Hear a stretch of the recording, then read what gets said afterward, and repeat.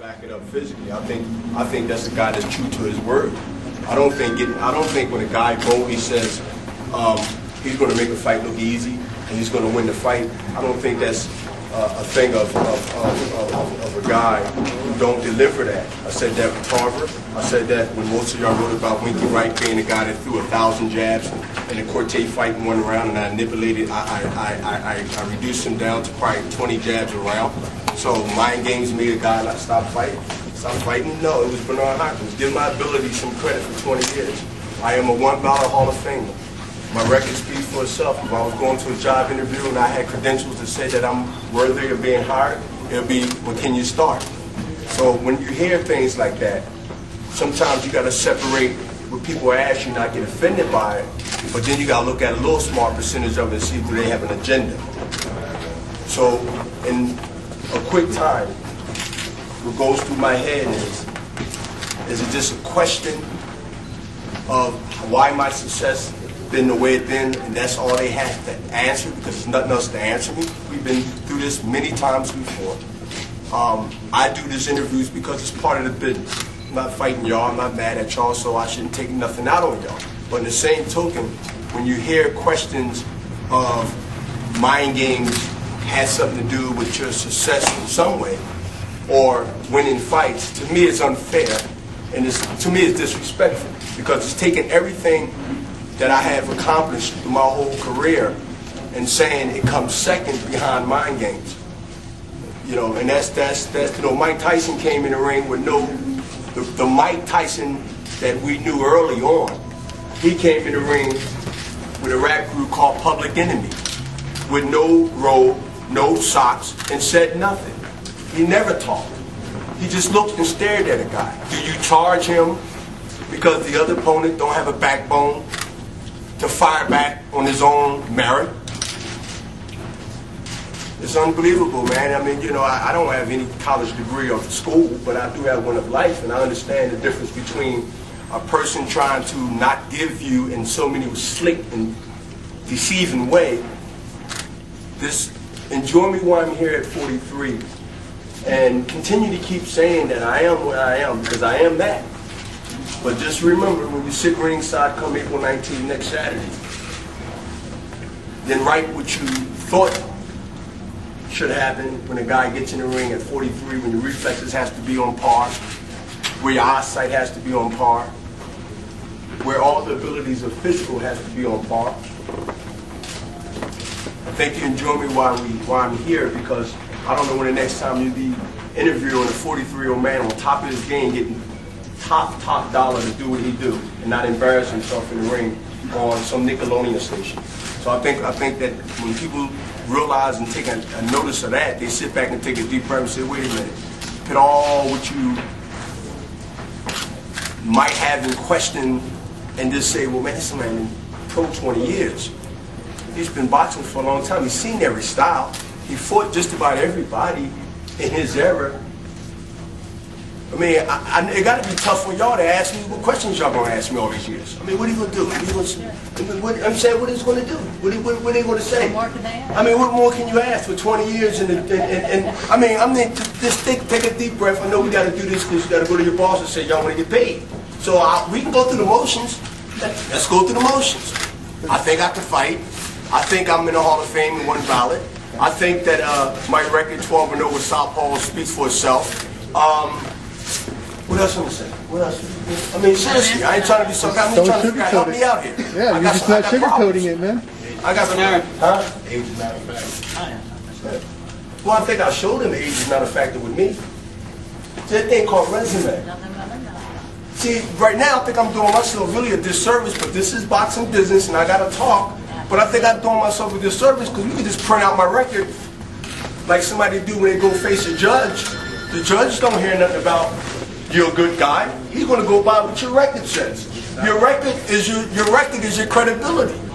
So why not just tell one of my guys, go on the computer, get my record, and hand everybody a piece of paper of me. So the questions you ask, you be careful and say, well, damn, I can't ask him that. The man made 21 defenses. Well, damn, he fought 12 southpaws. He knocked 8 of them out. Qualified guys. Damn, I can't ask him that. And I guarantee you had 3 questions to ask me. How's your family? How is it? Great. Yeah? Yeah, they're great. What are they up to? Waiting to come out to the fight next week. And I'm fixing that big house over there, 17 square feet, 17,000 square feet. Talk about, for you at age 43, do you have to do anything different conditioning-wise? Do you have to, scale things back, or, kind of be aware of what your body's telling you? Well, I looked in the mirror today and I seen I got like 8 gray hairs. Can you see them? Okay. Also, I usually get up at 5 and run for the last 20 years. It's 6:30 now. So I'm starting to see the effect of being a senior citizen. I'm serious. I'm starting to, crap in my past now. I'm getting up at 6:30. I'm getting up at 6:30 when I normally get up at 5. So I'm figuring maybe that's that slow process that they keep trying to remind me of.